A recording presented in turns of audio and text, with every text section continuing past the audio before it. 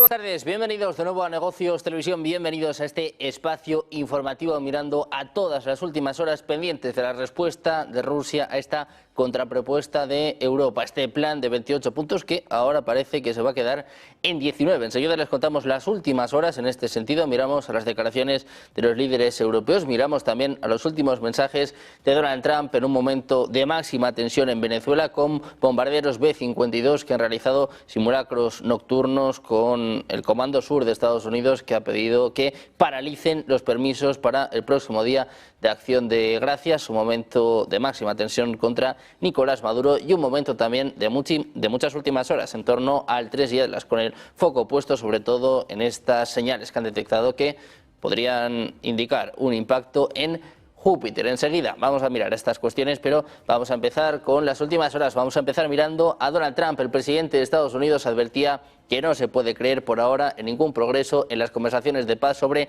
el conflicto entre Rusia y Ucrania, pero enfatizó que algo bueno podría estar sucediendo. Decía, se planteaba, ¿es realmente posible que se estén logrando grandes avances en las conversaciones de paz entre Rusia y Ucrania? No lo crean hasta que lo vean, pero algo bueno podría estar sucediendo. Es lo que escribía en True Social este lunes. Ayer el secretario de Estado de Estados Unidos, Marco Rubio, elogiaba la enorme cantidad de progreso y posiblemente la reunión más productiva y significativa hasta ahora con respecto a los esfuerzos de paz en Ucrania, pero agregó que todavía queda trabajo por hacer antes de que se pueda presentar un acuerdo final a Rusia.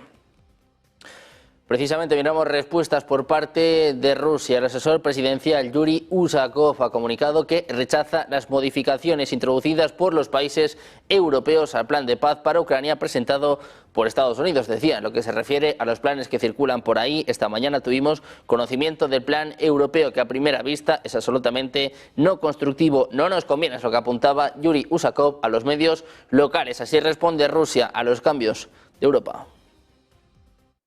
Что касается тех планов, которые гуляют, просто мы сегодня с утра уже узнали о европейском плане, который, так сказать, если с первого взгляда он совершенно неконструктивный, он не подходит. Но господин Рубио, он объявил, что женевские переговоры с украинцами вполне удовлетворили американскую сторону. Но он тоже сказал, что есть 28 пунктов, есть и 26 пунктов. Вот, много всего, плюс очень много разных домыслов. И непонятно, кому верить, но мы верим в то, что видели, то, что нам передали по соответствующим каналам. Además, el funcionario abordaba un supuesto plan europeo para Ucrania, calificándolo de inaceptable para Moscú. Decía que se enteraron de un plan que a primera vista es ineficaz y que no conviene a Rusia. Según informa, este plan permite la adhesión de Ucrania a la OTAN y el despliegue de tropas de la OTAN en su territorio bajo mando nacional. Mientras tanto, miramos también a Estados Unidos y Ucrania, que han reducido su controvertido plan de paz para poner fin al conflicto con Rusia, pasando de 28 a 19 puntos tras negociaciones en Ginebra, aunque la propuesta base sigue siendo la versión estadounidense original. Este plan incluía medidas muy sensibles como posibles reconocimientos de facto del control ruso sobre ciertas zonas de Ucrania y disposiciones sobre la gestión de activos rusos congelados. Europa, representada principalmente por Francia, Reino Unido y Alemania, ha introducido enmiendas a la propuesta buscando proteger la integridad territorial de Ucrania y fortalecer su seguridad. Entre estas modificaciones destacan elevar el límite del ejército ucraniano en tiempos de paz a 800.000 soldados, exigir que las negociaciones sobre intercambios territoriales se basen en la línea de contacto actual y establecer garantías de seguridad similares al artículo 5 de la OTAN. Además, los países europeos proponen que los activos rusos congelados continúen retenidos hasta que Moscú compense por los daños ocasionados durante la guerra, en lugar de repartirlos inmediatamente. Esta situación refleja las tensiones entre Estados Unidos y Europa, ya que algunos diplomáticos europeos critican que el proceso de paz sea apresurado y buscan mayor profundidad en estas negociaciones. Desde Ucrania, Zelensky ha reiterado la importancia de mantener la integridad territorial, exige garantías de seguridad sólidas, advirtiendo que los responsables de la guerra no pueden quedar impunes. Por su parte, Rusia todavía no ha recibido formalmente la versión revisada de este plan y tampoco ha emitido una respuesta oficial. We have a very good work product that was already built on a foundation of input from all the relative parties involved here, and we were able to go through some of those items now, point by point, and I think we've made good progress. Our teams have now gone to their rooms as we're working on some of the suggestions that were proffered to us. So we're working through making some changes, some adjustments, in the hopes of furthering narrowing the differences and getting closer to something that both Ukraine and obviously the United States are very comfortable with. Obviously, this will ultimately have to be signed off by our presidents, although I feel very comfortable about that happening given the progress we've made. And then obviously there's the Russian side of the equation. But again, we think we have some pretty substantial insights over the last 9 months into some of the things that are really important to them. So I think the takeaway from it is I think this is a very, very meaningful, I would say probably best meeting and day we've had so far in this entire process, going back to when we first came into office in January. Mientras tanto, les contamos que Estados Unidos acusó a Ucrania durante estas conversaciones celebradas en Ginebra de filtrar a los medios información negativa sobre su plan de paz para la resolución del conflicto con Rusia. Ante los señalamientos, la parte ucraniana acordaba emitir una declaración positiva. En este sentido, Rustem Umerov afirmó que las propuestas discutidas incluyen muchas prioridades para Kiev, al tiempo que agradecía a los socios estadounidenses por su estrecho trabajo para comprender sus preocupaciones. Durante estas discusiones, la delegación ucraniana presentó una contrapropuesta al documento de Washington que expresaba su disposición a realizar ciertos cambios con base a ella. Precisamente en Rusia, el Kremlin informaba este lunes que no ha recibido ninguna información oficial sobre los resultados de las conversaciones de paz sobre Ucrania celebradas este domingo en Ginebra. Así respondía Dmitry Peskov. Ожидается на этой неделе встреча делегации, вот российской делегации с американской делегацией по мирному процессу? Нет, пока нет. Пока нет. Хочу напомнить, президент Путин сказал, что мы остаемся открытыми для таких контактов и для переговоров, но пока никакой конкретики по переговорам с нами нет. Estados Unidos y Ucrania, que decían en un comunicado conjunto tras estas reuniones que habían elaborado un marco de paz refinado, pero no ofrecieron detalles. El portavoz del Kremlin, Dmitry Peskov, señaló que no discutiría los pormenores de ningún borrador de acuerdo a través de los medios. También indicaba que no hay planes para una reunión esta semana entre negociadores rusos y estadounidenses. Y mientras tanto, Putin mantuvo una conversación telefónica con Erdogan, es lo que informa el servicio de prensa del Kremlin. El presidente ruso y el líder turco intercambiaron opiniones sobre la situación en Ucrania, incluyendo las propuestas estadounidenses para buscar una solución. Putin reafirmó el interés de Rusia en una solución política y diplomática a la crisis ucraniana. Enfatizaba en su conversación que las actuales propuestas estadounidenses para Ucrania podrían sentar las bases para una solución. Erdogan manifestó su disposición a brindar asistencia respecto a Ucrania y a proporcionar una plataforma en Estambul para estas negociaciones. Putin y Erdogan también acordaron intensificar los contactos ruso-turcos sobre la cuestión ucraniana a diversos niveles. Acordaron mantener contactos regulares. Y en este sentido les contamos también que a pesar de las conversaciones positivas, Marco Rubio señalaba que aún queda trabajo por hacer y que no quiere cantar victoria. Señalaba que Trump y el presidente ucraniano Volodymyr Zelensky podrían hablar por teléfono pronto. Por su parte, Zelensky reiteraba el compromiso de su país con la paz. Insistía en que nunca va a presentar ningún obstáculo para ella. Важливо, що розмова з американськими представниками є. І є сигнали, що команда президента Трампа чує нас. Україна ніколи не хотіла війни. Ми ніколи не будемо перепоною для миру. Дипломатія активізована – це добре. Дуже добре. Ми розраховуємо, що результатом будуть правильні кроки. Перший пріоритет – це надійний мир, гарантована безпека, повага до наших людей, повага до кожного, хто віддав своє життя, захищаючи Україну від російської агресії. Дякую всім в світі, хто з Україною, дякую Америці, президенту Америки, всім лідерам Європи, лідерам світу, які відчувають, що зараз може бути вирішено. En este sentido, funcionarios de Estados Unidos y de Ucrania están discutiendo la opción de que el presidente de este último país, Volodymyr Zelensky, visite Washington la próxima semana, es lo que informaba CBS News. La visita se produciría en medio de los esfuerzos de Donald Trump para que Rusia y Ucrania alcancen un alto el fuego antes del Día de Acción de Gracias. Las fuentes indicaban que el viaje también dependería de los resultados de las conversaciones de Washington con Kiev en Ginebra. Mientras tanto, Marco Rubio comentaba que Trump parecía bastante satisfecho con el progreso logrado en estas conversaciones en Ginebra. Trump afirmó que el plazo para alcanzar el alto el fuego es flexible y que el plan de paz de 28 puntos no tiene por qué ser su versión definitiva.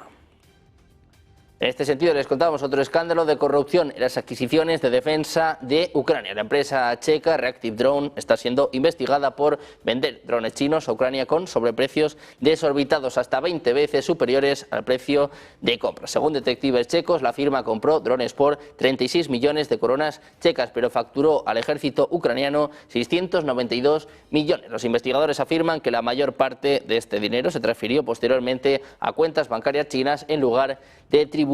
El Ministerio de Defensa de Ucrania no ha respondido a las preguntas sobre los motivos de la aprobación de precios tan inusualmente altos.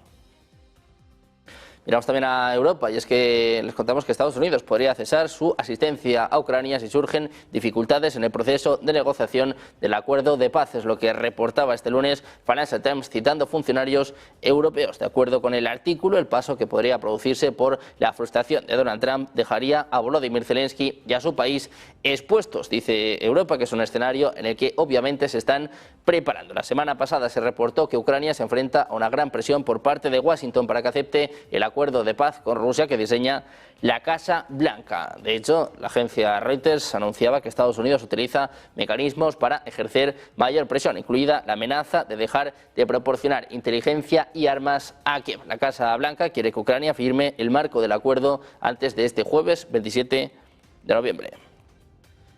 Precisamente la presidenta de la Comisión Europea, Ursula von der Leyen, afirmaba este lunes que se han logrado avances significativos en las negociaciones para una paz justa y duradera en Ucrania. Decía que aún queda trabajo por hacer, pero que existe una base sólida para avanzar. También recalcó que el territorio y la soberanía de Ucrania deben respetarse y que solo Kiev puede tomar decisiones sobre sus fuerzas armadas y su futuro. Tras una reunión con líderes de la Unión Europea, afirmaba que la Unión debe permanecer unida y priorizar los intereses de Ucrania. Resaltaba también que las negociaciones entre Ucrania y Rusia atañen a la seguridad de todo nuestro continente. Decía que la reunión reafirmó la unidad de la Unión Europea en su apoyo a Ucrania y que los líderes se van a reunir mañana con la coalición de los dispuestos.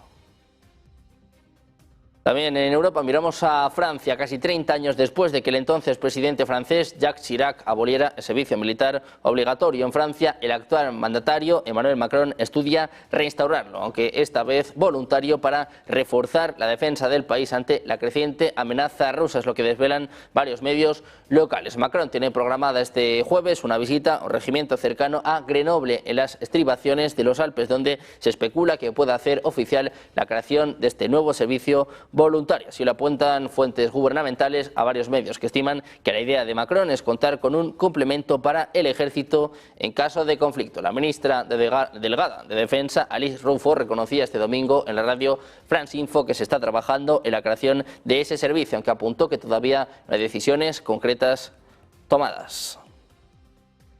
También en Alemania hablaba el canciller alemán Friedrich Merz. Decía que si bien hubo algunos avances en los esfuerzos para poner fin a la guerra en Ucrania, durante estas conversaciones en Ginebra la gente no debe esperar una resolución para este jueves, que era la fecha límite que daba Donald Trump. Decía Merz: para nosotros es importante que no pueda haber un plan de paz para Ucrania si no damos nuestro consentimiento a cuestiones que afectan los intereses y la soberanía europeos. Decía que la paz en Ucrania no se va a lograr de la noche a la mañana, señalando que espera pasos más pequeños en los próximos días. Afirmaba que el plan de paz de Estados Unidos se modificó en la reunión en Ginebra y señaló que el siguiente paso será que Rusia se siente a la mesa de negociaciones. Ja, ich will nicht sagen pessimistisch, aber ich bin im Augenblick noch nicht davon überzeugt, dass es im Laufe der nächsten Tage zu der von Präsident Trump gewünschten Lösung kommt. So, wir haben heute Sonntag. Der Plan von Präsident Trump ist am Donnerstag einen Abschluss herbeizuführen. Davon sind wir nach wie vor sehr weit entfernt. Was nicht heißt, dass es völlig ausgeschlossen ist, ihn zu erreichen. Aber ich bin skeptisch, ob angesichts der gegenwärtigen Differenzen ein solches Ergebnis möglich ist. Aber das müssen wir abwarten. Y a todo esto les contamos que el Reino Unido interceptó un buque de guerra ruso y un petrolero frente a la costa sur de Gran Bretaña en las últimas 2 semanas, en lo que apuntaba el gobierno británico días después de criticar a un buque espía ruso que operaba al norte. El HMS Seven interceptó la corbeta rusa Stoiky y el petrolero Yelnya como parte de una operación de seguimiento permanente frente a la costa sur de Gran Bretaña, lo que apuntaba el Ministerio de Defensa británico. Los buques navegaron por el estrecho de Dover, que separa el sureste de Inglaterra del norte de Francia, antes de dirigirse al oeste a través del Canal de la Mancha. Otro país de la OTAN asumió las tareas de vigilancia frente a las costas de la región francesa de Bretaña. 2 buques británicos y un escuadrón de helicópteros siguieron al Stoiky en el Canal de la Mancha en mayo. El Yantar fue avistado frente a la costa británica en enero e interceptado cerca de Francia.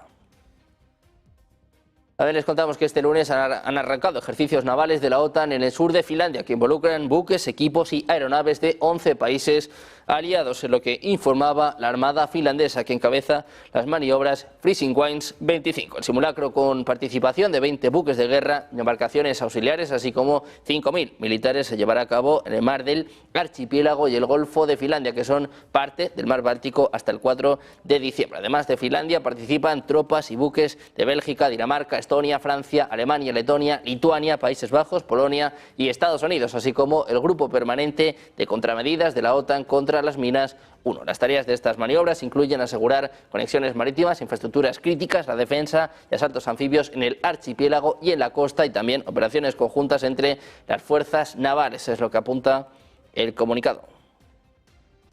Mirando también a la tensión entre China y Japón, con el foco puesto en Venezuela o en las últimas horas en torno al 3 y Atlas. Vamos a hacer una pequeña pausa, 2 minutos, y enseguida más información. Negocios Televisión.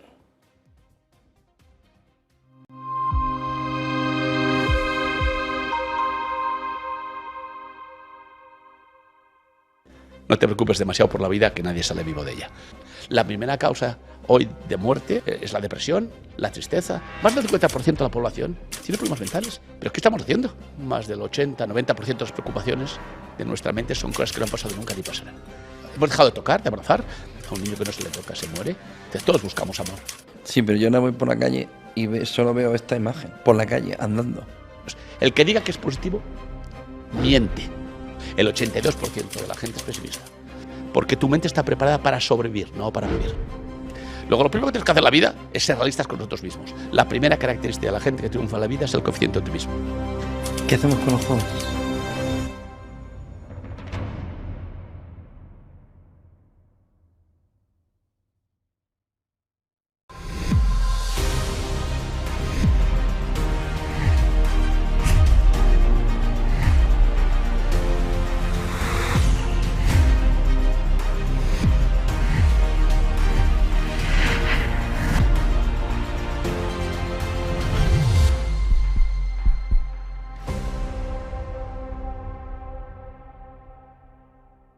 Bono a 20 años japonés, viéndolo en la perspectiva de toda la serie histórica. Bueno, para echarse a correr. 2,78. Si vemos el 10 años, 1,74, lo mismo. ¿Qué es lo que significa esto? Lo que el mundo estaba recibiendo de dinero prácticamente gratis de Japón, yéndose a Estados Unidos a comprar deuda, a Europa a comprar deuda, sobre todo italiana y española, está repatriándose. Y lo que estamos viendo es que todo ese dinero que entraba dándole más liquidez al mercado, comprando e inflando activos fuera de Japón, ahora está volviendo a Japón. ¿Y qué pasa con los bonos y el entorno italiano, español o estadounidense? Que dejan de tener a un comprador brutal. ¿Por qué? Porque hay una repatriación del dinero. Mejor, más fácil se lo cuento. Porque está chirriando una máquina del dinero para el mundo. Se está apagando, está destruyéndose. ¿Y cuáles son las consecuencias? Las consecuencias de ese 1,74 que tenemos ahora mismo del bono japonés, del rendimiento del bono japonés a 10 años o del 20 años, del 2,79, son imprevisibles, pero afectan a algo que vivimos hace 2 veranos. No este 5 de agosto, sino el 5 de agosto del 2024, cuando el mercado tembló y cayó un 10% en una jornada. ¿Por qué? Carry trade japonés. Alrededor de una fotografía de cómo la repatriación de ese dinero pone en jaque toda la fotografía. ¿Por qué hay tanto nerviosismo? Porque hay una conjunción de factores que hacen que la economía ahora mismo, el mercado, esté temblando.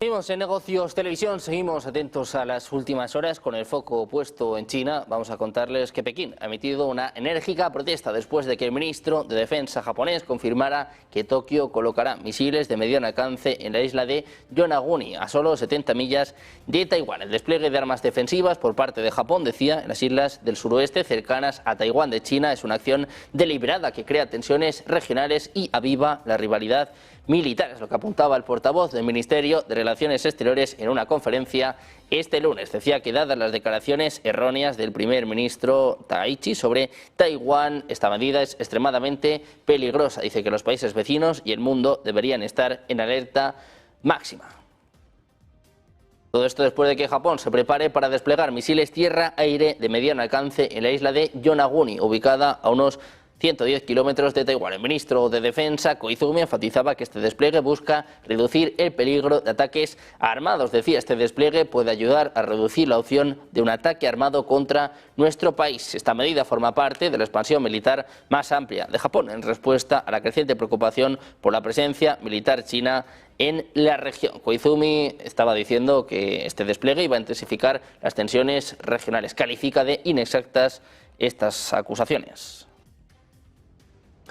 Miramos también a Estados Unidos, ponemos el foco en la tensión en Venezuela. CBS News revela que la Fuerza Aérea estadounidense llevó a cabo simulacros nocturnos de ataque con bombarderos estratégicos B-52 a lo largo de la costa venezolana, una operación que hasta ahora no había sido divulgada públicamente. Según la cadena, estos ejercicios incluyeron rutas de aproximación, maniobras de ataque a larga distancia y perfiles de vuelo propios de misiones reales, lo que subraya el carácter altamente simbólico de esta operación. La información confirma además que estos vuelos forman parte de un paquete más amplio de operaciones psicológicas y demostraciones de fuerza que Washington está evaluando mientras revisa sus opciones militares en la región. Estos ejercicios no están diseñados únicamente como entrenamiento táctico, sino también como mensajes estratégicos destinados a mostrar capacidad de alcance y disposición operativa en un momento de fuerte presión política sobre el gobierno de Nicolás Maduro. Junto con el aumento reciente de movimientos navales, el despliegue de aviones cisterna en el sur del Caribe y la transferencia de bombarderos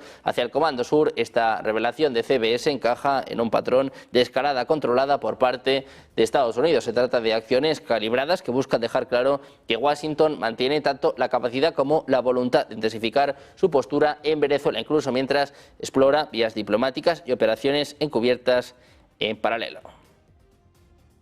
El gobierno de Venezuela que ha rechazado este lunes la anunciada maniobra del secretario de Estado de Estados Unidos, Marco Rubio, quien busca designar como organización terrorista al cártel de los Soles. Para Caracas, esta estrategia busca reeditar una infame y vil mentira para justificar una intervención ilegítima e ilegal contra Venezuela, bajo el clásico formato estadounidense de cambio de régimen. Dice en su cuenta de Telegram el canciller venezolano que la maniobra de Washington seguirá la suerte de otras estrategias de agresión. Dice que fracasará. El texto oficial considera necio que Venezuela pierda parte de su valioso tiempo de gobernar para responder a estos señalamientos infundados, pero destaca la unidad y cohesión para atender la vida nacional en todas sus dimensiones. En esa línea, Caracas insta a la Administración de Estados Unidos a rectificar esta errática política de agresiones y amenazas que son repudiadas incluso por grandes sectores sociales en Estados Unidos y que afectan al desarrollo de los pueblos del Caribe. Reiteran que esta política de hostilidades no contribuye a un verdadero y genuino combate contra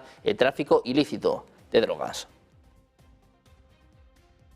Todo esto en un día en el que el Departamento de Estado de Estados Unidos ha designado al Cártel de los Soles como organización terrorista, una organización vinculada a la cúpula del ejército y al gobierno venezolano, en un momento marcado por el incremento de la presión de la Casa Blanca sobre Maduro. Para Washington, el Cártel de los Soles estaría encabezado por Nicolás Maduro, al menos así lo describe la página de la Embajada de Estados Unidos en Venezuela. El secretario de Estado estadounidense, Marco Rubio, anunció el pasado 16 de noviembre que existe una base fáctica suficiente que demuestra que el Cártel de los Soles cumple con las condiciones descritas en la Ley de Inmigración y Nacionalidad que regula la designación de FTOs.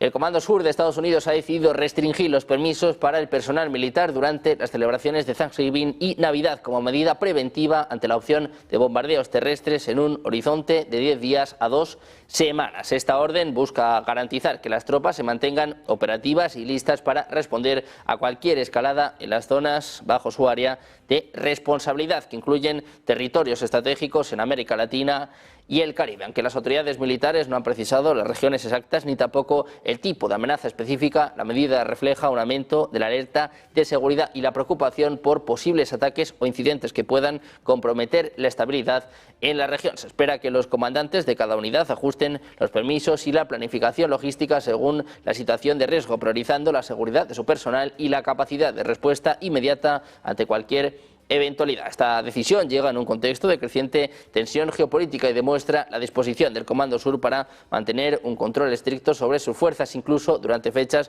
dedicadas a la reunión familiar y el descanso. Analistas militares interpretan esta medida como un síntoma de preocupación por amenazas externas o internas que podrían afectar la seguridad regional, subrayando la importancia de la vigilancia constante y la preparación operativa en escenarios de riesgo elevado. Alemania, que ha emitido una alerta oficial desaconsejando de forma tajante cualquier viaje a Venezuela, destacando que el país atraviesa un deterioro acelerado en materia de seguridad que afecta tanto a residentes como a visitantes extranjeros. El comunicado del gobierno alemán hace especial énfasis en las zonas fronterizas, recomendando evitarlas por completo debido a la creciente incidencia de delitos violentos, secuestros, robos a mano armada y enfrentamientos entre grupos criminales y cuerpos de seguridad. Las autoridades advierten que la infraestructura de seguridad y los servicios consulares son limitados en muchas regiones del país, lo que podría dificultar la asistencia a ciudadanos alemanes en caso de emergencia. El documento subraya que la crisis económica y social ha generado un incremento en la criminalidad urbana y rural, convirtiendo incluso trayectos rutinarios en riesgos significativos para la integridad personal. Esta alerta se enmarca en un contexto de creciente preocupación internacional por la situación en Venezuela, marcado por la escasez de recursos básicos, la inflación descontrolada y el aumento de la violencia. Alemania sigue la línea de otros países europeos y latinoamericanos, instando a sus ciudadanos de cualquier país a evitar que viajen al país y mantenerse informados a través de los canales oficiales, evitando desplazamientos innecesarios y extremando la precaución en todo momento.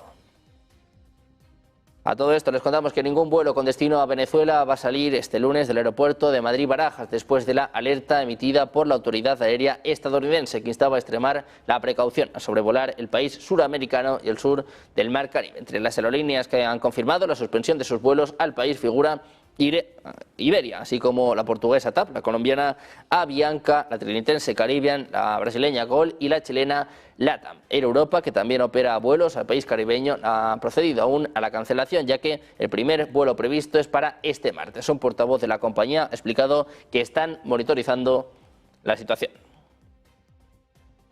Mientras tanto, la presidenta de México, Claudia Sheinbaum, ha advertido que su colega peruano, José Geri, violará las leyes internacionales si cumple con su amenaza de invadir la embajada mexicana en Lima. Decía Sheinbaum, el asunto es si se comete una irregularidad internacional, una violación a la soberanía. Podemos tener diferencias, pero siempre en el marco de la ley internacional. Ya ocurrió en Ecuador, es lo que apuntaba la mandataria, recordando un insólito episodio de la diplomacia internacional. En abril de 2024, el presidente de Ecuador, Daniel Noboa, ordenó una invasión militar y policial en la embajada de México en Quito para detener al ex vicepresidente Jorge Glass, quien se encontraba aislado en ese momento. La crisis derivó en el quiebre de las relaciones entre ambos países. Además, miramos una vez más, un día más, al Tres Lladres. El astrofísico de la Universidad de Harvard, Avi Loeb, dio a conocer más detalles sobre una nueva anomalía detectada en el tercer objeto interestelar Tres Lladres. Esta vez explicaba que localizaron marcas en los costados de este cometa junto a la cola y a la anticola a lo largo de ese eje. A través de nuevas imágenes de Tres Lladres, Abraham Loeb explicaba que una imagen muestra dos chorros estrechos dirigidos uno en sentido opuesto y orientados verticalmente desde el eje Tres Lladres Sol, junto con la cola y la anticola a lo largo de este eje. Las líneas laterales constituyen un patrón en forma de X. Se extienden hasta una distancia de aproximadamente 1 millón de kilómetros desde el cometa. La interpretación más sencilla es que estas líneas corresponden a la trayectoria de un satélite de comunicaciones terrestre que coincidentemente intersecó la proyección tersiaderas en el cielo durante unos segundos. Hay otra línea cerca de la parte inferior de la imagen que posiblemente también sea una trayectoria de satélites, lo que detalla el propio Lev. Aún como hipótesis plantea que en caso de que esas líneas estén asociadas con tersiaderas, esos chorros laterales rectos y estrechos son líneas que resaltan la estela de gas o polvo asociada a la trayectoria lineal de pequeños miniobjetos que partieron de tersiaderas. Es lo que precisaba el propio astrofísico.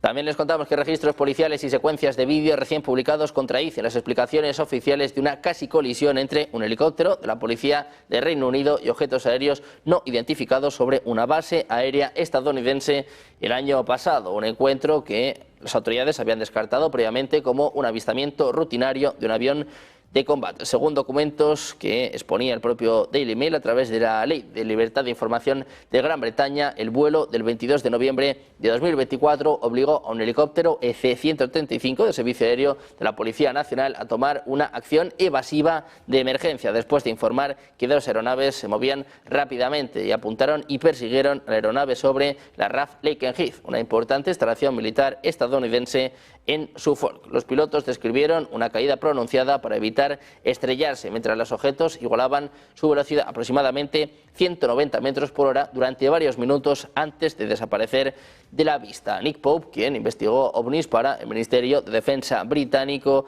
decía que este episodio muestra cómo los fenómenos aéreos no identificados o UAP han evolucionado desde una curiosidad marginal a un problema legítimo de defensa y aviación.